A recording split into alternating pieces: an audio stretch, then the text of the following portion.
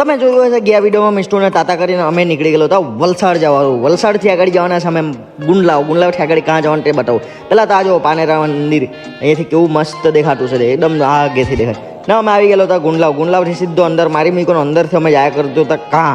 આ તમે 4 રસ્તા જોઈ લાવ્યો તો તમે કોમેન્ટ કરજો. પછી અમે આવી ગયેલો હતા બાપાને ત્યાંથી અમે દર્શન કરીને પછી નીકળવાના હતા ચીખલી તો અમે જવાનું હતા રાંડકુવા.